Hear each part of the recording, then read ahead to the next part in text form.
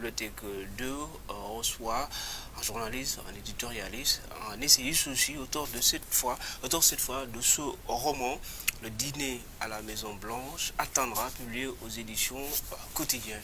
Bonsoir Manu Badiaï. Bonsoir Pape Malik et bonsoir aux téléspectateurs de la 7TV. Ce livre, c'est un roman qui retrace la vie d'une jeune fille, Alpulaar, qui passe par les sentiers durs de l'immigration clandestine, une vie risquée, un récit poignant, romancé contrairement à vos livres précédents. On ne vous connaît pas sur ce terrain-là, d'habitude. Donc, la première question, pourquoi vous avez décidé de vous essayer au roman?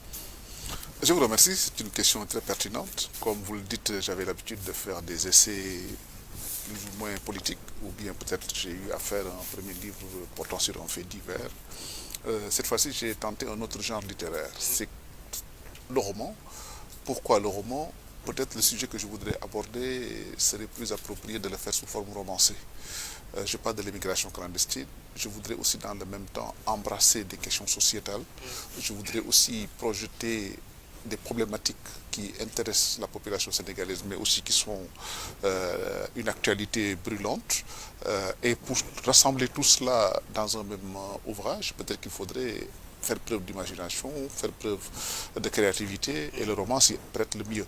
C'est pour ça que j'ai pensé faire le genre romanesque en promenant l'héroïne Kétiel de son Fouta natal jusqu'à la Maison Blanche et jusqu'à la Pennsylvanie. Et c'est un peu le parcours d'une personne qui veut émigrer et qui prend les moyens du bord. Les moyens du bord, c'est la route du Nicaragua qui est la voie la plus actuelle des émigrants pour aller vers les États-Unis. Et cette odyssée-là est contée sous forme romanesque ou romancée. Et je pense que les péripéties de la vie de Kétiel, les péripéties des migrants de façon générale ont été abordées et ces problématiques ont été visitées et nous avons pu faire des questionnements sur des questions d'intérêt pour un lecteur. Pourquoi je poursuis la première question, pourquoi le roman et non pas l'essai comme vous faisiez avant? Bon, enfin, si je faisais un essai, j'aurais peut-être pu être plus ou moins, je ne dis pas dogmatique, mais plus ou moins dans une perspective de reportage journalistique.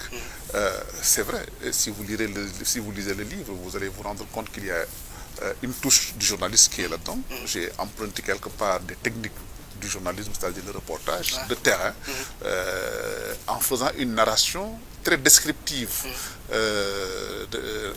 disons, des péripéties ou bien de l'odyssée de l'héroïne.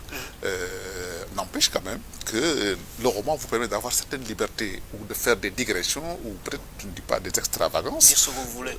Vous dites ce que vous voulez ou bien vous abordez des sujets peut-être différents du sujet principal. Et c'est ce qui a été le cas dans ce livre. D'accord. Je l'ai dit, le livre met en vedette, vous l'avez rappelé, une jeune fille qui s'appelle Kétiel, qui vit dans un village qui s'appelle Orodemba, une famille très conservatrice, Alpulaar, où la pratique c'est l'endogamie, les mariages forcés précoces. On se marie aussi à l'âge mineur, 15-16 ans. Pourquoi ce choix de mettre en scène une famille du Fouta avec vraiment cet art et son mode de vie? Il faut dire que si on avait changé le nom Kétiel pour l'appeler Fatou ou Khoudia ou Astou, si on avait peut-être pris le contexte de domicilier la fille au Cayor ou au Saloum ou au Bundu ou en Casamance, l'histoire serait la même.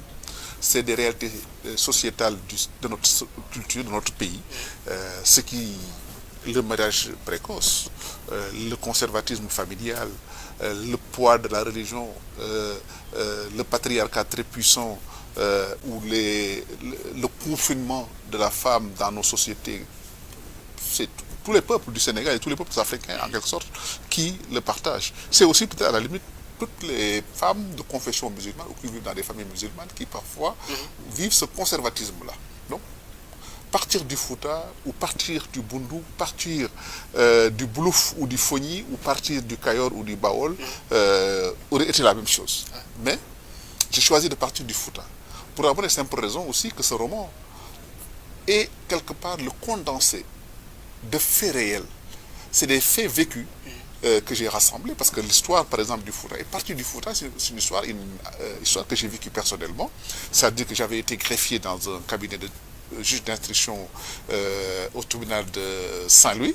J'avais un dossier d'un cas d'infanticide d'une femme qui venait de Matam, qui a vécu la même histoire que Ketiel. J'ai transposé cette histoire-là et j'en ai fait un point de départ pour le récit ou pour le roman. D'accord. Sur ça, ce que je disais, la culture, au départ surtout du livre, vous faites focus sur la culture alpulaar.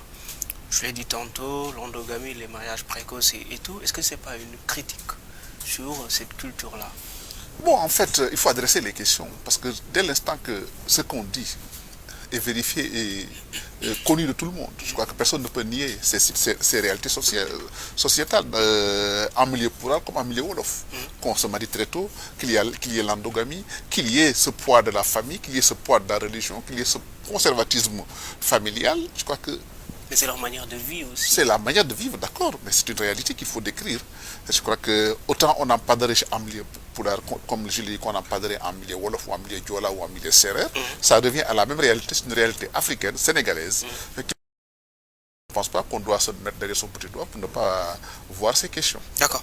Dans ce village aussi, on reste à Ouroudemba, la polygamie, je l'ai dit tout à l'heure, il y a légion. En exemple, le chef de famille, père de Ketiel, Kao Thierno Issa Ba, il y a 4 femmes qui épousent en dernière noce une Wolof très riche de Niambour, alors qu'il pratique en tant qu'alpulaar l'endogamie lui-même. Un mariage, dirait-on, mix alpulaar et Wolof. Est-ce que ici, c'est la richesse qui a tenu tête aux pratiques communautaristes? Bon, en fait, c'est surtout le côté humain de la personne. On a beau être dogmatique, on a beau être le parfait, l'intégriste dans sa foi ou dans sa pratique de la religion, on n'en demeure pas moins homme. Qu'on ait des pulsions, qu'on ait des sentiments, qu'on soit vulnérable peut-être à certains charmes, ou bien qu'on soit plus ou moins sensible à certaines choses de la vie. Et justement, Kao Thierno est un humain, un érudit, il a beau être le modèle parfait de la droiture et de la pratique religieuse ou de l'observance de la culture et de la foi religieuse, qu'il n'en est pas moins un homme, un père de famille, un chef de famille, qui a pu voir qu'une femme, riche ou pas, qui l'a convoité, et qui est pu devenir sa 4e épouse. On conçoit mal quelqu'un empêtré dans une tradition très dure, très conservatrice, qui épouse voilà, une autre personne d'une autre Non, je crois lignée que ethnique. c'est très courant. C'est très courant dans toutes les sociétés. Vous voyez par exemple des gens, le brassage ethnoculturel est là dans notre société.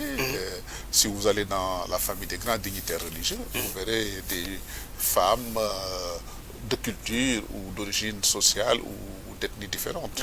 Donc je crois que ce n'est pas un fait particulier chez Thierno, c'est une pratique ou quelque chose de cool. D'accord. Lamine Fall est l'instituteur qui est venu au village pour être l'enseignant. Il a enseigné Ketiel, une grossesse à partir de laquelle elle a eu toutes ces déboires. C'est une façon détournée d'indexer les enseignants. Ce qui sert dans certains villages? Non, du tout. Ça peut être un enseignant ou un agent de l'agriculture ou un commerçant du dans quartier. La vie quotidienne, c'est très fréquent. Mais il faut bien que ce soit quelqu'un. Je ne dis pas que non, je ne veux pas stigmatiser les enseignants. Ça peut être un journaliste. Malheureusement, il n'y a pas de journaliste à Ouroudemba. Ça peut être un professeur d'université, il n'y en a pas à Ouroudemba. Ça peut être un avocat, il n'y en a pas à Ouroudemba. Ça peut être quelqu'un d'autre d'un autre corps socio-professionnel. Il était plus accessible d'avoir un instituteur et aussi il faut créer un lien entre les deux personnes. Ketiel a fait l'école, n'a pas poursuivi ses études. Et c'est la seule fille instruite du village. Quand l'instructeur arrive, on demande à Ketiel à ses petits services, ses menus services, disons, domestiques. Ketiel s'est familiarisé ou s'est rapproché avec l'instructeur. Une idylle est née de cette relation-là. Il fallait trouver un lien entre les deux personnes. Et donc, il n'y avait pas d'autres personnes étrangères qui viennent dans le village, autre qu'un enseignant. C'était une seule classe d'enseignants. Il faut bien que c'était un peu, je crois, la personne la plus indiquée pour faire cela. Mais ce n'est pas une fixation sur un corps professionnel. C'était une opportunité. Il fallait trouver un moyen de créer cela. Et encore une fois, Encore une fois, je vous ai dit que c'est parti d'un fait réel. Ah. Le fait dont je vous parle, que j'ai connu dans un cabinet d'instruction à Saint-Louis, c'était effectivement un enseignant. D'accord, on poursuit dans le fond dans le livre. Je vous cite, la mère paie toujours pour les fautes de son enfant. Si un enfant ne réussit pas dans la vie, c'est la faute de sa mère, dont le crime est de n'être pas une épouse soumise, obéissante, résiliente. La question, est-ce que cela ne veut pas dire que malgré l'avancée des droits des femmes, les acquis qu'elles ont eus, c'est toujours la perception sociale, la tradition qui prime sur elles? Mais justement, c'est un peu des avantages de ce livre. C'est poser des problématiques, poser un débat. Pourquoi doit-on considérer toujours que l'enfant qui réussit, c'est la mère, l'enfant qui ne réussit pas, c'est la mère? Le destin de la femme rejaillit sur sa progéniture. Pourquoi une mère doit être pieuse, obéissante, soumise pour que son enfant réussisse? Est-ce que c'est une règle absolument établie? C'est une croyance, en tout cas, très ancrée dans notre société et dans notre culture. C'est aussi un moyen de domination, pour ne pas dire d'asservissement de la femme.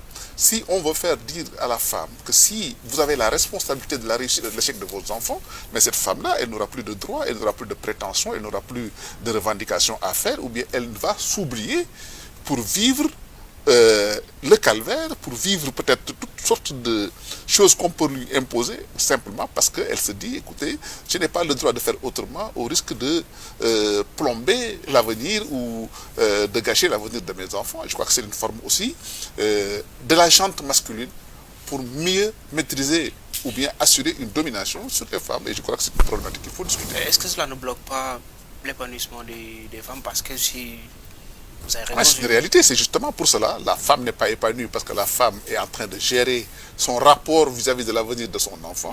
Parce que ce rapport vis-à-vis de l'avenir de son enfant ne dépend ni de l'éducation, ni de, moins de l'éducation ou moins des avantages ou des conditions de préparation de l'enfant pour son avenir. C'est dépend surtout du satisfecit que l'époux délivrera à cette femme. Comme si c'est satisfecit qui garantit l'avenir pour l'enfant. Je crois que c'est une question. D'accord. Alors, CR7, c'est le surnom du célèbre footballeur portugais Cristiano Ronaldo, quintuple ballon d'or. C'est le surnom aussi dans ce livre du fils de Kessié, issu d'un viol, dont l'acteur n'est autre que son frère. Et par un détour, vous faites allusion aux rencontres historiques FC Barcelone à Real Madrid. Ces références, c'est juste un signal au hasard ou c'est une passion pour vous, le football? C'est une passion pour moi, le football. C'est connu, je crois. Mais aussi, c'est une façon de montrer ce qui peut lier les êtres humains. Par exemple, le football. Dans toutes les sociétés, vous venez avec un maillot d'une équipe. Là, c'est le Real de Madrid, le mythique maillot de CR7 de la Casablanca du Real. Quand vous le portez, ça rejaillit ou ça transmet un message. Et ça crée un contact avec peut-être le supporter du Real ou bien peut-être le supporter du Barça ou le supporter de notre club. C'est déjà un pont que ça établit entre les gens. Mais au-delà de cela, si vous lisez le livre, il y a la problématique de la culture derrière. La culture sportive, enfin, quelque part, il y a un plaidoyer de la promotion de la culture et du sport qui rapproche les peuples. Vous voyez par exemple, quelqu'un, il peut être au Mexique, au Nicaragua, au Sénégal ou aux États-Unis, qui aime par exemple le même musicien, qui aime le même footballeur, le même sportif. Et voilà quelque chose qui les rassemble, qui les réunit. C'est la culture, la musique, la littérature, le sport. Vous voyez par exemple, si vous prenez le parcours de l'héroïne, au Texas, par exemple, à San Antonio, elle tombe sur un drame né de quoi? D'une rivalité sportive entre des basketteurs. Par exemple, voilà des supporters ou bien des fans de tel ou tel basketteur qui ont pu s'étriper ou jusqu'à sortir une arme à feu pour tirer sur quelqu'un d'autre parce qu'il y a une rivalité sportive qui est là. Tout cela montre un peu que le monde est un village planétaire. Les gens vivent les mêmes réalités, les mêmes choses. Celui qui est aujourd'hui au Fouta, celui qui est dans le Jolof, celui qui est dans le Sine, dans le Saloum, aujourd'hui il est confronté aux mêmes réalités que celui qui est à New York ou à Los Angeles ou à Baltimore ou ailleurs. Parce que le monde est ouvert, l'information circule et que ces gens-là partagent les mêmes choses, partagent les mêmes tubes musicaux, partagent les mêmes textes, Ouais. partagent les mêmes images ou les mêmes pulsions sportives. Ouais. Et donc ça vous montre que la distance peut les séparer, mais les gens ne sont pas moins proches les uns des autres, les peuples ne sont pas moins proches les uns des autres et que les gens vivent les mêmes réalités. Au-delà de ces... Chacun a son smartphone. Ou bien au-delà du smartphone, il y a la télévision qui réunit les gens, qui leur font vivre les mêmes réalités. Vous voyez par exemple l'enfance de Kekiel, CR7 dont vous parlez. Il n'a jamais été aux États-Unis. Il s'est fait un imaginaire, comme quoi que l'Amérique c'est New York. Et il veut voir New York. Il n'a jamais été à New York, mais il connaît New York, il connaît les rues de New York, parce qu'il sait que voilà les images ou les immeubles qu'on montre de New York, et il veut voir ça. Donc dans son imaginaire, c'est New York. Donc ce New York-là dont il rêve, c'est ce New York-là où va sa mère. Et donc quand sa mère lui dit que moi je suis à San Antonio ou je suis à Houston, il lui dit non, l'Amérique c'est New York. Parce qu'il a un imaginaire, il a une représentation de l'Amérique, c'est New York. Et cette représentation, il faut bien que sa mère la vive et le lui fasse vivre. D'accord. Normalement, il y a une question sur la musique, mais c'est à continuer. Vous avez répondu à la question parce que je voulais parler de Ray Charles et tout. Et tout. Votre passion aussi pour la musique. Je ne sais pas si vous pouvez répondre à ça parce que bon, vous avez cité en chronor Ray Charles. C'est une passion pour vous, la musique, ou bien vous l'avez dit, c'est l'histoire qu'il a voulu comme ça? Non, c'est quelque chose, un clin d'œil d'un séjour que j'ai eu à faire à Atlanta. J'étais une fois à l'aéroport Hartsfield Jackson, Atlanta. Je sors, je prends un taxi et j'allais à mon hôtel. Je traverse la campagne de la Géorgie et le taximan a eu l'inspiration de me mettre un tube de Ray Charles. Et ça m'a campé dans le décor. Georgia, justement. Okay. Et ça m'a campé dans le décor et j'ai eu un excellent souvenir de ce voyage-là. Et là aussi, on contextualise. Ray Charles, c'est quelqu'un d'incontournable. Je crois, un crooner que tout le monde doit apprécier, doit aimer. Voilà. Quand on parle un peu de la Géorgie, quand on parle d'Atlanta, on ne peut pas... Chaque pays ou chaque ville a ses emblèmes, ou bien presque ses mascottes. Et Ray Charles, quelque part, c'est une mascotte de la Géorgie, c'est une mascotte aussi d'Atlanta. J'en ai parlé. Mais aussi, quelque part aussi, j'ai fait des clins d'œil à des musiciens que j'aime bien. Par exemple, je vous parle des tubes de Souleymane Faye, par exemple. Parce que je l'adore, par exemple. Et j'aime bien l'écouter, j'aime sa sagesse populaire, j'aime son parler vrai, j'aime son parler populaire, j'aime son approche musicale, entre autres. Neko Demna, qui est la musique originale du film de Moussa Senabsa, Tableau Ferraille. Voilà, exact. Voilà. Et on poursuit. Kekiel est voilé. À un moment, vous expliquez que le voile peut être un moyen de s'affranchir des tentations.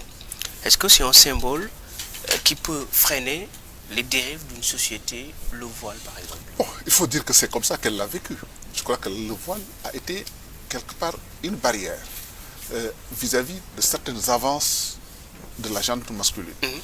C'est un moyen de protection. C'est comme ça qu'elle l'a ressenti, elle l'a exprimé. Bon. Mais maintenant aussi, ça m'a posé, c'était un prétexte pour moi de poser la problématique du voile. L'origine du voile, par exemple, l'origine du voile islamique, l'origine du voile même chrétien. Et quelles sont les perceptions que les cultures ont de tout cela.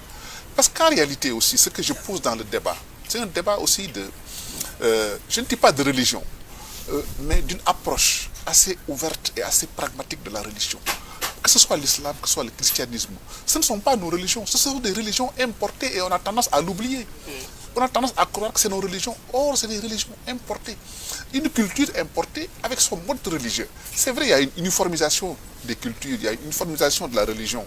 Il y a une acceptation d'une religion, un mode de vie. Moi, je suis musulman, j'ai les pratiques, les us et coutumes musulmanes, mais en posant la question du voile, en posant la question de la pratique religieuse, je m'interroge sur la religion. Je m'interroge aussi sur la perception qu'on doit avoir de la religion et quelle lecture on doit avoir de la religion. Parce que le dogmatisme religieux n'est pas toujours bien perçu. Or, en posant ces problématiques, on s'interroge. C'est pour ça que j'interroge, par exemple, la question de la consommation, par exemple, de la viande de porc. J'explique l'histoire de la viande, de la consommation de la viande de porc qui répond à des besoins prophylaxiques dans l'histoire des religions. Que ce soit la religion chrétienne comme la religion musulmane. Parce que les gens ont tendance à oublier qu'à un moment, l'Église catholique avait interdit la consommation de la viande de porc. Et ça, je pose ces problématiques-là. Je pose les problématiques, par exemple, de la question de la consommation de la viande halal. Si, par exemple, vous allez dans une société, par exemple, où vous n'avez pas quelqu'un pour vous égorger selon vos préceptes religieux, mais vous n'allez pas me dire que vous n'allez pas consommer ce que les gens consomment là-bas. Donc c'est des problématiques qui ont été posées dans le livre, des discussions qui ont été posées dans ce livre-là et qui peuvent ouvrir un débat sur la religion, sur les pratiques religieuses, sur les us et coutumes, ou bien sur peut-être les obligations que nos pratiques religieuses nous imposent. Et tout cela, c'est des problématiques qui sont abordées dans le livre. Le débat s'est posé ici au Sénégal, dernièrement, il y a trois mois, avec un arrêté ministériel qui a été sorti dans les écoles. Qu'est-ce que vous en pensez? Oui, bon, en fait, c'était peut-être voilà, un clin d'œil sur un débat, par exemple, qui peut ne pas être un débat sociétal. La question du voile ne se pose pas dans notre société. Mais si, par exemple, au niveau gouvernemental, on prend des décisions pour s'immiscer dans le fonctionnement, par exemple, d'institutions privées d'enseignement, et on pose un débat qui devient un débat national ou bien qui risque de prendre des proportions ou bien qui peut cristalliser ou bien susciter des passions, je crois que c'était une question aussi, effectivement, qui justifie davantage pourquoi cette question, cette problématique du voile doit être posée. Parce que beaucoup de gens en parlent, mais ne connaissent peut-être pas l'antériorité ou bien peut-être de cette problématique du voile, ou bien peut-être son historique ou son histoire, ou c'est même ses fondements religieux, ou c'est même ses fondements sociaux. Parce qu'à l'origine, ce n'était pas un fondement pour la religion, par exemple, chrétienne sur le voile. Et je crois que c'est la même pratique qui a été construite avec l'islam et peut-être même avant la religion chrétienne par le judaïsme. C'était un mode vestimentaire pratiqué par les femmes et même les hommes au pourtour de la Méditerranée. Et donc, quelque part, ce mode vestimentaire, cette habitude d'habillement, cette façon de s'habiller du moins, a été adoptée et la religion est venue se l'approprier. Donc pour en faire peut-être un attribut religieux ou bien peut-être un signe distinctif d'une appartenance religieuse. Ouais. Peut-être rapidement sur le voile, l'arrêté ministériel disant que le ministre a autorisé à tout le monde de porter le voile. Comment vous jugez cette... Non, mais en fait, ce n'est pas une question que j'ai abordée dans mon livre. Bon, je crois que si vous permettrez la digression, peut-être que j'en ai dit ce que je pense. Je considère que ce n'est pas à un ministre de l'Éducation nationale de s'occuper de ce que doivent mettre les enfants à l'école, surtout dans une école privée. Je pense que moi, j'ai été responsable d'une école privée dans laquelle les gens mettaient le voile. Ceux qui venaient là-bas savaient ce qui les attendait. Donc, ils mettaient le voile. Donc, ça ne me gêne pas que d'aucuns puissent aller dans une école où les filles n'ont pas l'obligation de mettre le voile. Donc, si vous choisissez d'aller dans une école où on vous interdit de mettre le voile et que vous voulez mettre le voile, c'est quelque part de la provocation, et je l'ai dit. On poursuit. Kétiel s'apprête à partir au Nicaragua, pays d'Amérique centrale, coincé entre le Honduras et le Costa Rica, avec ses compagnons de route à bord du train express régional du Bourg pour rallier Diamniadio, donc l'aéroport. Vous mentionnez que ce moyen de transport, donc le TER, a révolutionné le système du transport sénégalais. Vous écrivez dans votre livre. C'est important pour vous, au-delà du décor, de le mentionner dans le roman. Mais absolument, parce que il faut être dans le réel. Quel est le moyen par lequel Kétiel s'est rendu à l'aéroport? Elle a pris le train. Pour la première fois, elle a pris le TER. Jusqu'à Diamniadio pour prendre ensuite un taxi pour continuer parce que le TER devait l'amener jusqu'à l'aéroport. Ce deuxième tronçon n'est pas encore de service. Qu'est-ce que ça apporte comme problématique? Le transport collectif à Dakar, les réalités et les contraintes. Et l'avantage que ça a apporté, le confort, et aussi ça a préparé Kétiel au modernisme du transport. Parce que sans le TER, Kétiel serait dépourvu en allant par exemple aux États-Unis et de tomber sur un métro sans savoir que quelque part elle a déjà pris un métro. Parce que quelque part, quand on voit par exemple l'Odyssée de Kétiel, il lui arrive des situations où elle, pour la première fois, elle découvre des choses d'une certaine modernité. Donc en prenant le TER, elle a déjà compris que c'est comme ça qu'elle va faire quand elle sera en Amérique. Et donc c'est quelque part une pierre qu'on laisse sur le chemin qu'on va reprendre ultérieurement, parce qu'en fait c'est aussi comme ça. Le roman, parfois vous lancez quelque chose de façon anodine sur le parcours qui pourra servir demain comme matière dans une autre perspective. Ouais. Et c'est ce qui justifie peut-être, entre autres, l'expérience de mettre le voyage par la terre, qui a été un voyage confortable. Et justement, Kétiel qui découpera parfois le train, parce qu'elle a beau être de la banlieue de Dakar, le voyage par train n'existe plus au Sénégal. Maintenant qu'elle découvre ce voyage-là, qu'elle s'y plaît, et qu'aujourd'hui, qu'elle aille par exemple au Mexique, elle prend un train de marchandises et elle se met sur le toit. Elle a fait le parallèle avec les conditions dans lesquelles elle avait voyagé. C'est-à-dire que tout cela, ça montre aussi que quelque part, le rêve qu'on peut avoir de l'ailleurs n'est pas toujours, l'herbe n'est pas plus verte toujours ailleurs que chez soi. Donc c'est un peu des ficelles comme ça qu'on utilise pour essayer de peut-être passer un message, mais tout cela aussi participe d'une volonté de conduire le cheminement par exemple de Kétiel. Parce que cette histoire de terre, mais c'est justement ce qu'elle a vécu à Arlington. Quand elle est arrivée à Arlington pour aller à Washington. Arlington Cemetery. Elle a été à Arlington Cemetery. Mais quand elle a voulu aller à Washington, elle a été obligée de prendre le métro. Et quand elle prenait le métro, il fallait connaître comment composter son ticket, comment prendre son ticket et dans quelles conditions elle allait voyager. Et donc, ça aurait été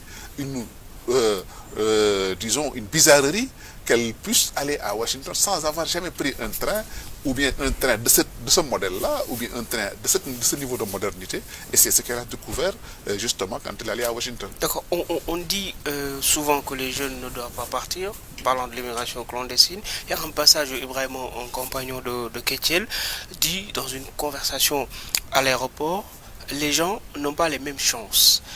Je vais tenter ma chance pour parler de l'immigration. Il n'a pas tort, non. Et puis, est-ce qu'il ne faut pas laisser chacun tenter sa chance si on parle de l'immigration clandestine? Non. Moi, je pars du principe, c'est un postulat, qu'on ne peut pas empêcher les gens de voyager, d'émigrer, d'aspirer à trouver meilleur ailleurs. La bonne preuve, nous ici au Sénégal, nous avons des gens qui viennent ici pour gagner leur vie, pour chercher un mieux-être. Et même des gens qui viennent de pays convoités par les Sénégalais qui vont dans ces pays-là. Donc vous voyez un peu l'absurdité de la question. Il y a des gens qui quittent le Sénégal pour aller en Amérique, le Sénégal pour aller en Europe, pour chercher un mieux-être. Or, ils voient dans le même temps des Européens, des Américains qui viennent chercher fortune au Sénégal. Donc c'est la dynamique, disons, des échanges de population et des migrations des populations. Personne n'a vocation de se fixer sur un territoire ad vitam aeternam. Donc je peux comprendre que les gens puissent accéder à voyager. Maintenant, qu'est-ce qui se passe? Dans quelles conditions on voyage et comment on voyage? Vous prenez le cas d'Ibrahim, par exemple, qui avait une quincaillerie, qui est aussi un cas réel. Une quincaillerie qui marchait dans la banlieue dakaroise. Ibrahim qui gagnait assez d'argent pour faire voyager au prix de 6 millions son jeune frère, qui est allé s'installer à Atlanta, qui lui envoie des images d'un salon de coiffure, comme quoi c'est la belle vie. Il se dit, écoutez, je vais laisser ma quincaillerie pour partir. Moi aussi, payer plus cher que le jeune frère. Donc lui-même, en l'espace de 3 mois, il a une activité commerciale qui lui permet de payer 2 voyages. Et encore une fois, je vous le répète, c'est une réalité vécue. C'est un cas concret. Parce que comme je vous ai dit au début de notre discussion, j'ai pris des cas réels que j'ai rassemblés pour en fait une trame de roman. Donc Ibrahim vit ça. Lui, il abandonne son business pour partir vers l'aventure, vers l'incertitude, vers des lendemains qu'il ne maîtrise pas. Et le paradoxe, c'est que lui, à qui cède-t-il son commerce? Il cède son commerce à un oncle qui était allé aux États-Unis et qui est rentré des États-Unis sans le sou, qui a fait 20 ans aux États-Unis. Mais lui, il pense que le malheur n'arrive qu'aux autres.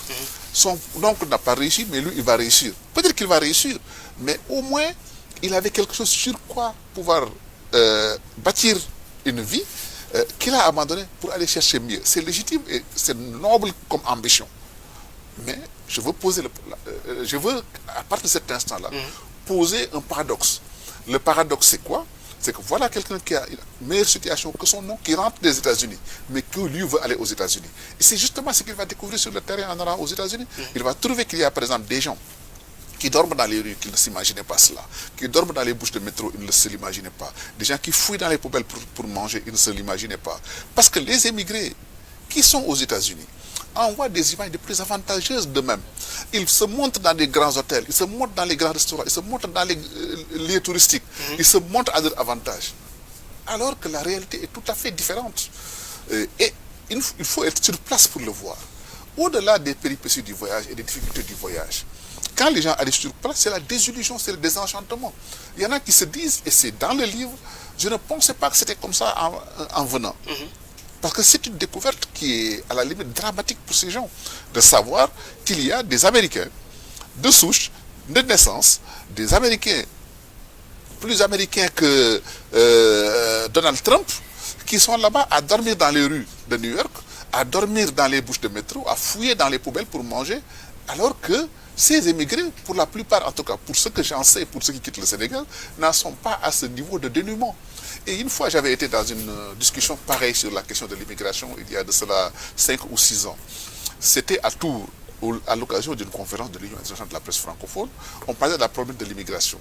Et donc, on nous projetait par exemple des images de gens qui prenaient les pirogues et qui faisaient des témoignages sur les conditions dans lesquelles ils ont quitté leur pays. Moi, je suis tombé sur des témoignages de gens du Sénégal, enfin pas de du Sénégal, de la Côte d'Ivoire et du Nigeria. Qu'est-ce qu'ils disent?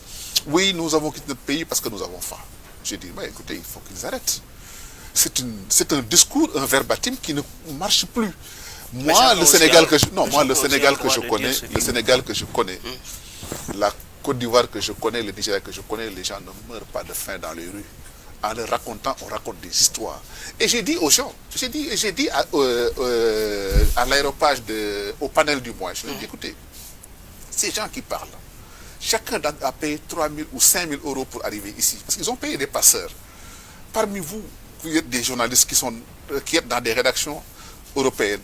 Qui parmi vous a économisé 5 000 ou 10 000 euros pour payer ça? Donc c'est vous dire simplement aussi que parfois on veut raconter une histoire. Et d'ailleurs dans le livre par exemple, les gens, il y a une façon, un discours qu'ils veulent tenir en allant sur place. C'est quoi? Vous prenez les gens qui quittent le Sénégal, ils vous disent nous sommes persécutés, nos libertés sont bafouées, nous sommes obligés de partir. Nous avons faim, nous sommes obligés de partir, etc. La policière de l'immigration, par exemple, en a tellement entendu des histoires comme ça que quand quelqu'un arrive, elle lui dit écoutez, c'est toujours la même histoire, toi aussi. C'est comme ça la réalité, c'est que les gens ont un discours qu'ils doivent tenir pour légitimer leur voyage, pour légitimer leur départ. Donc, quelque part, vous discutez avec quelqu'un. Parce que ça a été le cas, par exemple, parce que cette histoire-là de roman est partie d'une discussion que j'ai eue à l'aéroport avec des migrants, des gens qui allaient sur le Nicaragua. Donc, des gens me disaient, oui, non, écoutez, il n'y a plus rien à faire dans ce pays-là, il faut partir. C'était un discours à un certain moment. Pourquoi? Parce qu'on vous disait, oui, nos libertés sont confisquées. Est-ce que ces gens-là quittent le Sénégal pour aller en Amérique parce qu'ils veulent plus de liberté d'expression? Non, je regrette, ce n'est pas le cas. Est-ce que ces gens-là veulent aller en Amérique parce qu'ils veulent se sentir plus libres pour dire ce qu'ils veulent? Non, ce n'est pas le cas. Ils sont allés pour des motivations économiques. Mais on a voulu l'enrober sur des justificatifs ou des alibis ou des prétextes de manque de liberté, d'absence de liberté ou de persécution politique au Sénégal. Ce qui n'est pas le cas. Donc c'est vous dire simplement que tout cela procède d'un narratif. Ou d'un discours, ou bien peut-être, je ne dis pas d'un fonds de commerce, mais d'une volonté de justifier pourquoi on parle. Et les personnes qui sont dans le livre, par exemple, parce que moi je me suis appuyé sur des témoignages authentiques de gens que j'ai suivis pendant tout le trajet, qui avaient quitté ici en même temps, qui sont allés, si vous regardez par exemple, je suis très factuel dans la narration, des gens qui sont restés en étroite relation avec moi, qui me parlaient de leur quotidien, de leur vécu, des tribulations, des conditions dans lesquelles se déroulait le voyage, qui m'envoyaient des images, qui m'envoyaient des témoignages de leur part, des audios, des vidéos, etc. Et ça m'a permis d'avoir des matériaux pour le faire. Ajouter à cela aussi une connaissance personnelle que j'ai de cet environnement-là. Les pays où les gens ont été, j'ai été dans certains de ces pays-là. Je connais la réalité et c'est pour ça ce qui fait que, par exemple, quand je décris des situations, je suis précis dans la description. L'adresse, par exemple, de la boutique, elle est authentique. Si vous allez sur place, vous trouverez que la boutique existe et vend la marchandise dont je parle. Le restaurant dont on parle, c'est un restaurant qui existe, etc. Donc c'est pendant tout le parcours, que ce soit au Nicaragua, que ce soit au Guatemala, que ce soit au Mexique, que ce soit aux États-Unis, dans le Texas, jusqu'à New York, ou à Washington, ou à Arlington, Pittsburgh, c'est les réalités des lieux que j'ai décrits. D'accord. Vous écrivez, le passeport sénégalais ne nécessite pas de visa au Nicaragua. Est-ce que cela n'a pas facilité les départs? Bon, enfin, peut-être que si, parce qu'en tout cas, le Nicaragua, ce n'était pas la destination finale des gens, c'était un pays de transit. De la même façon, par exemple, le passeport sénégalais ne nécessite pas un visa au Maroc, les gens passent par le Maroc pour partir. Donc, c'est vous dire simplement que je ne dis pas que ce fait-là a encouragé les départs, mais c'est une opportunité peut-être pour les gens d'aller là-bas. J'ai posé la question parce que bon, on a entendu le Premier ministre qui a dit la réciprocité des visas. Je ne sais pas, qu'est-ce que vous en pensez? Bon, écoutez, la réciprocité des visas, on l'avait tenté ici. Je crois que quand Macky Sall venait d'arriver au pouvoir, ils avaient porté la question de la réciprocité des visas. À l'époque, j'avais une position très claire sur le sujet. J'avais dit que ça n'a pas de sens et ça ne va pas prospérer. Vous savez, si vous demandez à ce qu'on applique la réciprocité des visas, les gens durcissent les conditions de visa. Mais ceux qui viennent ici, si vous ne leur permettez pas de venir, ils vont aller ailleurs. Qu'est-ce qu'ils viennent chercher ici? Est-ce qu'on a un pays aussi attractif? Donc c'est pas une bonne mesure. Non, mais c'est pas une bonne mesure. Parce que nous, on a besoin que les touristes viennent, n'est-ce pas? Pour faire fonctionner les hôtels, pour créer de l'emploi, pour faire fonctionner l'artisanat, pour faire aller dans les restaurants, etc. Si vous freinez l'arrivée des touristes, c'est un manque à gagner pour ce secteur d'activité.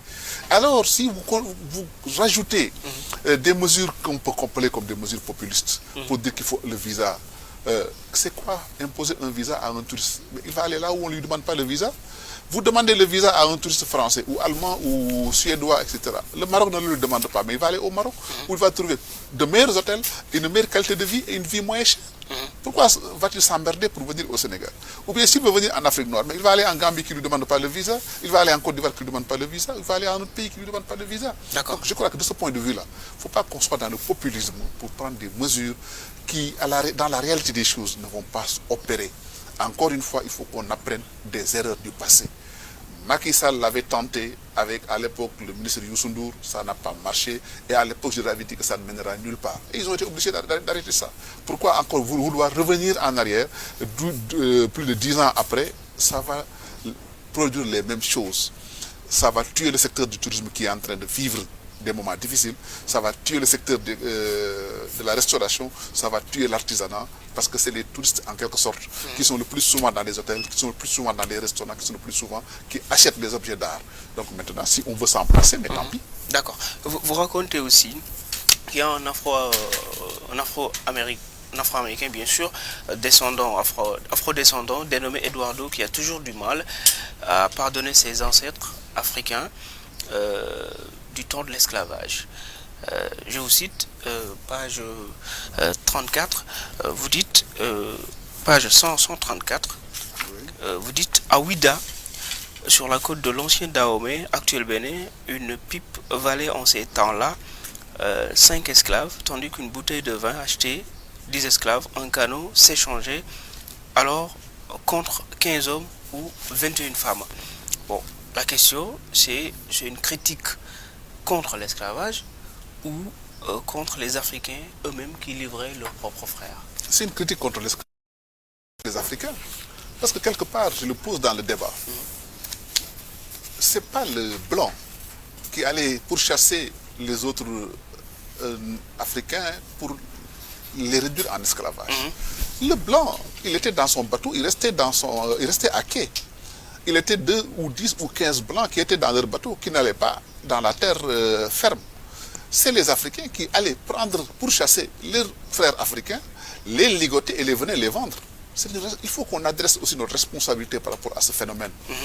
Moi, je pense c'est bien facile de jeter la pierre aux autres. Ça a été ignoble de faire l'esclavage, que le blanc qui venait ici acheter était ignoble. C'était un monstre. Mais le frère africain qui prenait son autre frère pour le vendre au blanc, pour une pipe ou bien pour une bouteille de vin, était aussi ignoble. J'ai quelque part dit, c'est le salopard qui a acheté et le crétin qui a vendu, qui est le plus coupable. Chacun a une responsabilité par rapport à cela. c'est la problématique de la colonisation et de la pénétration coloniale. Ah. Mais c'était les Africains qui ont aidé le blanc à pénétrer dans nos zones. Aujourd'hui, je parle d'un sujet d'actualité, d'ailleurs, même c'est... J'allais y revenir. On parle d'un sujet d'actualité. On parle de l'histoire, par exemple, du massacre de Thiaroye. C'est un massacre ignoble et à dénoncer. Le blanc a été, ou le colonisateur français, ou bien l'armée française a été un comportement le plus répréhensible possible. Mais il ne faut pas aussi que nous ferme les yeux sur nos responsabilités. Parce que j'explique que les officiers ou les sous-officiers français qui avaient conduit l'attaque, mais on les connaît. C'est un officier et deux sous-officiers français qui donnaient l'ordre, mais qui avaient les canons et qui tiraient sur les autres. C'était des Africains qui tiraient sur les autres Africains. Mais ça m'a étonné parce que j'ai l'impression que vous avez soulevé beaucoup d'interrogations sur ça, que vous donnez raison à la polémique soulevée par Cheikh Oumar Diagne. Non, je ne lui donne pas raison. Je ne lui donne pas raison. Parce que j'adresse les responsabilités. Moi, je ne veux pas qu'on se mette derrière notre petit doigt pour toujours considérer que jeter la pierre à l'autre et ne pas revoir nos responsabilités. Parce que c'est très facile aussi de faire un sentiment anti-blanc comme ça. J'ai l'avantage de n'avoir aucun contentieux avec la France ou l'Amérique ou le blanc. Je n'ai pas ce contentieux social ou ni personnel. Donc, je suis libre d'en parler. Mais je veux simplement qu'on soit réaliste, qu'on ne veuille pas considérer que le mal, c'est les autres. Et dans le même sillage, je pose une autre problématique. C'est la problématique, par exemple, parce qu'on parle vous avez parlé de l'esclavage. Mais on parle de l'esclavage transatlantique. Mais et l'esclavage arabe? Ouais, vous en parlez la aussi. traite arabe, pourquoi nous nous interdisons d'en parler? Et cette traite arabe était la plus longue de l'histoire de l'humanité. Et cette traite arabe est la plus ignoble de l'histoire de l'humanité. Les universitaires sénégalais qui en ont parlé, les professeurs Tchoupé et autres, ils ont été insultés, lapidés. Et c'est un fait historique, c'est une réalité historique. Aujourd'hui, vous allez dans les sociétés arabes, vous ne trouvez pas beaucoup trop de noirs. Pourquoi? Parce qu'il y a la castration. On prenait les esclaves noirs pour les castrer dans les sociétés arabes. Mais au moins le blanc qui prenait les noirs, peut-être c'était une volonté de reproduction en tout cas, ou de peuplement, ou de production de main-d'œuvre, il ne les castrait pas. Qui est plus ignoble dans cette opération-là? Et pourquoi refuse-t-on de le croire? Parce qu'on veut croire que l'arabe c'est le musulman ou là c'est la religion. Et pour des considérations religieuses, on ne veut pas en parler. Moi, je pose des problématiques comme ça. La traite négrière et la traite esclavagiste dans le même sillage, pratiquée par les Arabes contre les Noirs africains. Qu'est-ce que vous voulez prouver par là? Si vous voulez comparer, ce sont des drames. Non, c'est des drames. Je les condamne. Dans le livre, on s'en... Pourquoi voudrez les comparer? Non, mais justement, je ne les compare pas. Je veux juste poser des problématiques. Je veux dire que chacun a une responsabilité vis-à-vis de l'autre. C'est-à-dire que le blanc a une responsabilité, le noir a une responsabilité. Mais aussi, dans le même temps, le noir a une responsabilité vis-à-vis de la traite avec les Arabes. Mais l'Arabe aussi qui venait acheter et castrer ces esclaves-là a une responsabilité. Pourquoi voudrait-on occulter ce fait historique? C'est un débat qui se pose au niveau universitaire. Pourquoi voudrait-on que les gens ne parlent pas de la traite arabe et qu'on veuille parler de la traite noire? Je n'ai rien à prouver, mais j'ai le droit de m'intéresser sur des problématiques. Et justement, Eduardo Velasquez, qui est un afro-descendant, qui est du Mexique, qui est journaliste dans El Diario de Yucatan, s'interroge sur cette question. Parce que cette problématique-là, elle est posée. Elle est posée entre les Noirs d'Amérique, originaires d'Afrique ou descendants d'esclaves, qui regardent et qui culpabilisent leurs frères africains. Ils se disent que si nos grands-parents, si nos aïeux ont connu ça, c'est parce que leurs frères les avaient livrés à l'autre. Et cette problématique se pose. Moi, je suis dans une organisation internationale dans laquelle je rencontre des gens qui viennent des Caraïbes, je rencontre des gens qui sont des descendants de ces esclaves-là qui ont été transportés d'Afrique, mais ils sont ces préoccupations qu'ils posent dans les débats publics que nous avons. Est-ce que cela veut dire qu'on n'a plus le droit de se plaindre, de dire que tous les mots, ce sont les Occidentaux? Est-ce que ça ne signifie pas ça? Non, tous les mots ne sont pas les Occidentaux. Les Occidentaux ont créé des dégâts, ont créé des polémiques, ont créé des situations condamnables et ignobles. On le dit, on va le dénoncer. Mais aussi, je veux simplement qu'on soit aussi conscient de notre part de responsabilité.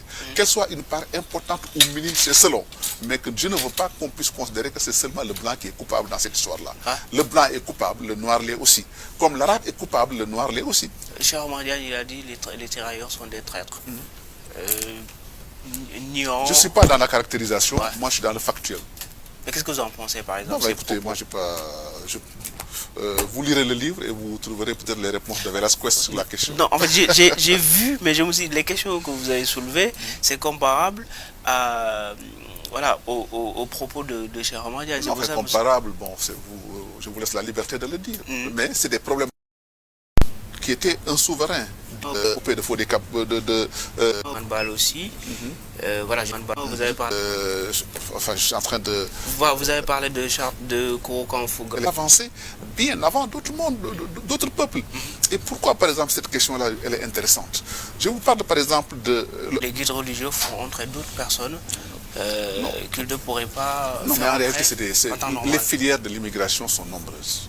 Chacun a commandé du cimetière quand dit cette explosion de l'Afrique avait cherché à découvrir Tapachula au Mexique. J'ai appelé ça quelque part dans la dérision l'Assemblée générale des Nations Unies tous les soirs. C'est parce que les migrants ne sont pas seulement des Sénégalais ou des Africains. C'est des gens, des Indiens, des Pakistanais, des Chinois, des gens d'Europe de l'Est qui se retrouvent là-bas et qui discutent de la situation du monde et de la réalité. Et bon, chacun vient d'un pays différent pour des motivations qui sont différentes. Il y en a qui sont venus parce qu'ils sont persécutés, il y en a qui sont venus parce que peut-être ils sont persécutés pour des raisons politiques, pour des raisons de mode de vie, pour des raisons sociétales, ou bien pour des raisons, par exemple, liées au traitement de certaines minorités religieuses dans certains pays. Chacun raconte son calvaire, raconte son odyssée, raconte sa vie.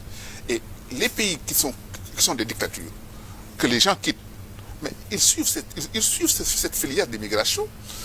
D'ailleurs, c'est pour ça que le journaliste dit c'est le lieu où on rencontre le plus d'espions au mètre carré. Parce qu'il sait que les gens viennent documenter cela. Même les Américains ou les Mexicains. Les Américains, ils ont besoin de savoir qu'est-ce que les gens leur racontent en arrivant sur place. Est-ce que c'est vrai ou c'est des réalités vécues? Mais ils envoient des gens dans le milieu, se mêler aux migrants. C'est la pratique de l'espionnage. Dernière question.